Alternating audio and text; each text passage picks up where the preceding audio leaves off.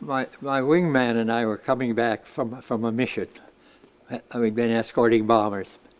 And the reason I just had a wingman was because they'd had engine trouble, and you always said 2 airplanes back, not 1 alone.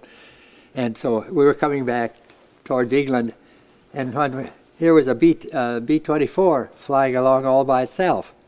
And back there in Germany, there's no place for a B-24 to be by himself. So we're going to escort him.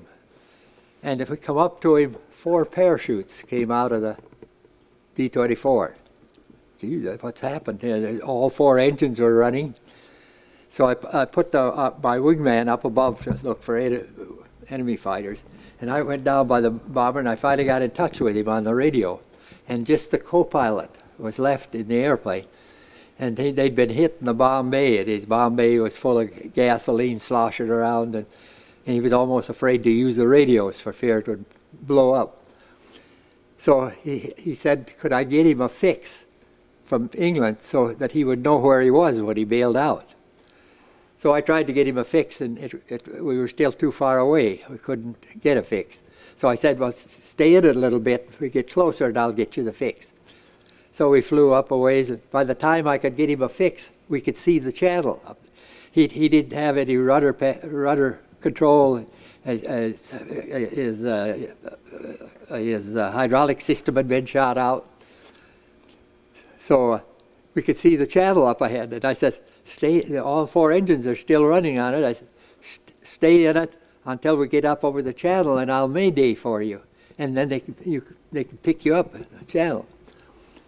So we flew back. When we hit the shoreline, the Germans started shooting at him, and he was wobbling all over the sky because he didn't have any rudder control. But he finally got through out over the channel. And I said, gee, it's only a few miles over to land. Go over to England, turn around, and head the airplane back out over the channel and bail out over land.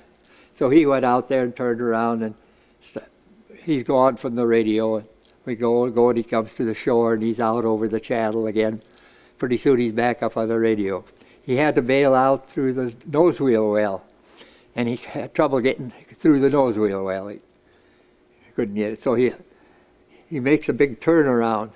And on the south side of England, there's some pieces of land that stick out like in a kind of a triangle out into the channel. He flew right over one of them, and I said, bail out now, you're over land.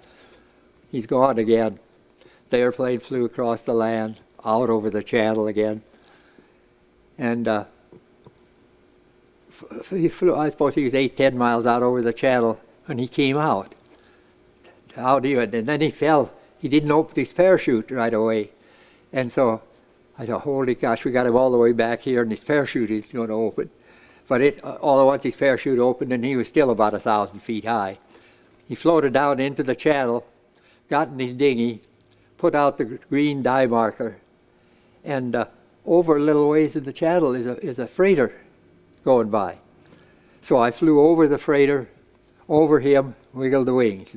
Flew over the freighter, over him, and wiggled the wing. And by golly, the freighter turned, went over there, put down a boat, and picked him up. He was just in the water 20 minutes, and here he is on a freighter there. So I found out where his base was, and it wasn't very far from our base. So I drove my bicycle over there and saw him. And he was just tickled to death to be back in England, but he felt so bad because his crew had bailed out. Well, when I finished my tour and came back to the United States, he was on the same boat. And he was from Wisconsin. And we got a 30-day leave when we came back from there. We went to Minneapolis, to Fort Snelling. And flying back to Minneapolis, oh, he said, I love fighter pilots. He said, if it wasn't for you, I'd be a prisoner in Germany today. And we got our leave, and I went to North Dakota, and he went to Wisconsin, and that's the last I ever saw of him. That's an amazing story. Yeah. Amazing story.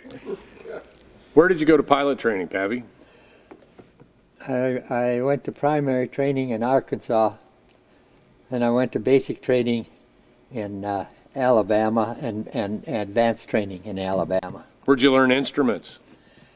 Well, we used to fly instruments under the hood and that, and then when we got up where we flew the simulator, why, that was instruments. There wasn't a lot of instrument flying in the early 40s. Here in the United States, a single engine airplane couldn't file IFR. They weren't allowed to fly in the weather. So that most of the pilots said, we're going to be flying fighters, we're not going to be flying in weather. So they'd go to the simulator, which was a cool building, and take a nap instead of flying instruments. And then we got over to England, and every mission had instruments in it. And we came back and landed in as little as 400 feet and 2 miles. Not very good weather. No. This is not a great instrument airplane if you're not instrument proficient. You've got to be instrument proficient. And actually, after I got to be a flight leader, they liked to fly with me because I flew instruments when I went to the simulator. And they would come up. You would get about 5,000 feet from the top. You could see the sun, and they'd start pulling for it. Well, at up 27, 28,000 feet, you haven't got much climb, so and they got slower and slower and slower, and it scared people. And I didn't do that, and so people like to fly with me in the weather. So after the war, you came back to North Dakota?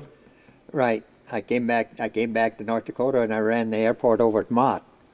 I had a GI flying school, and I started crop spraying over there, and that. And then I went from there. I went in Bismarck. Had a filling station in Bismarck when I got a job with the North Dakota Air National Guard, and I worked for them for 18 years. And you started in the Mustang at the Guard? Yeah. And did you Right. fly that for your Well, I whole... started out. I tried to go on active duty with them in the Korean thing, and I was a captain at the time, and they didn't have room for a captain, so I couldn't get in. And then they needed a guy to stay here, and so I applied for that and got it. And I was here for 18 years. Always flying the Mustang? Flied the Mustang after they came back from the Korean thing. I see.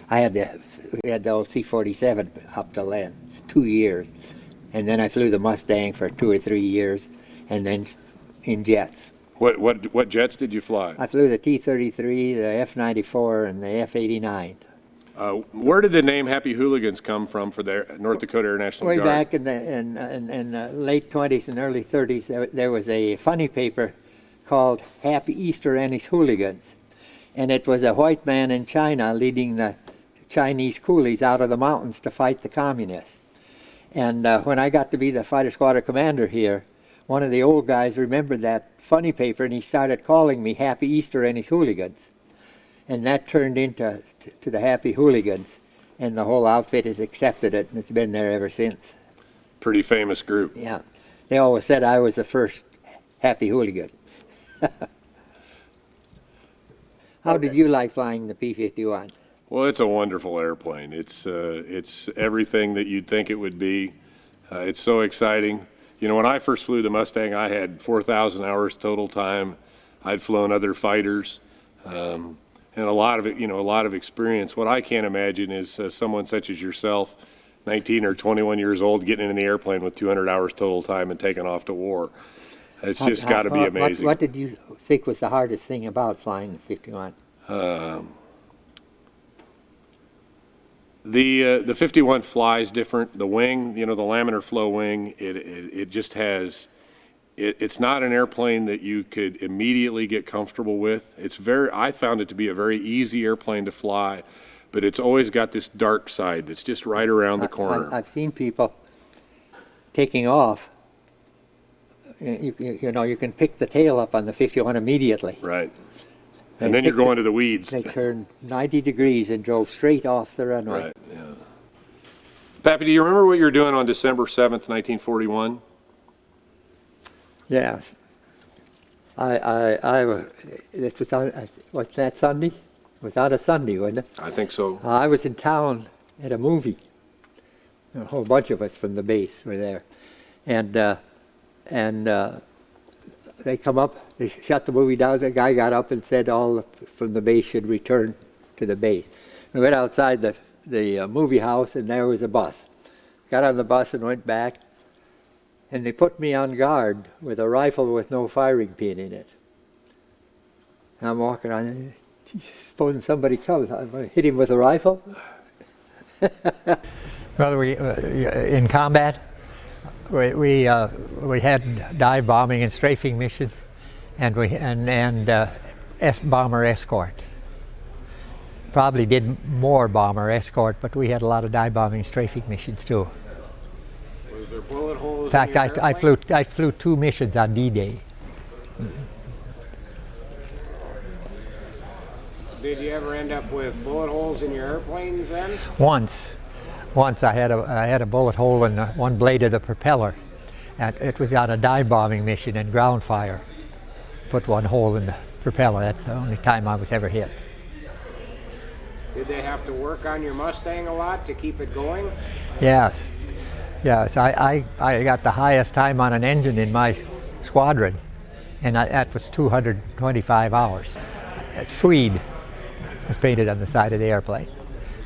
In fact, I had the last P-51B in the unit, and there's a magazine put out on history of the 8th Air Force in our squadron that shows a picture of my airplane with Swede painted on the side of it, and I'm sure it's because it was the last one in the squadron. The B model was a little bit faster. It didn't have that bubble canopy, and it was just a little bit faster, but it had 4 50 caliber machine guns where the D model had 6. It looked like it. They plowed up dirt, something fierce. especially firing those 650s. It really plowed up the dirt. We did a lot of strafing of railroad engines, and when you start shooting at it, it would look like you were sticking it with a pin. And the wisps of steam would come out, and then all at once it would explode and go up in the air 1,000 feet. In the 8th Air Force, during the summer of '44 and the fall of '44, they were putting out 1,000 bombers and 1,000 fighters a day. You flew up a ways from them so that you could, you didn't have to fly formation with them. You could look, and you could see them coming and attack them before they got there. Did you shoot down any aircraft in your crew? I saw 3 of them go down. I never claimed anything, but I saw 3 of them go down. One of them was 2 of them were Me-109s, and the other one was a twin-engine Me-410. Was there a lot of German airplanes in the air at certain times? At certain times, they had, of course, we got a lot of their gas. They had a hard time getting gasoline, and they would store up the gas, and then when they did fly, there would be a lot of airplanes at a time. Sometimes you wouldn't see one for a month, and then sky would be full of them. Did you ever see any of the early jets fly for the Germans? No, I never did. They were out before I left over there, but I never saw them. When you went overseas, how did you get there? Oh, by ship. We went over on an English transport, and we came back on a big American liner. What did you do when you weren't flying over there then? Well, I had 2 10-day leaves. I went up to Scotland once, and I went over to the west coast of England once. I went down to London a few times. Did they like the Americans there then? Seemed to. I think they were tickled we were there.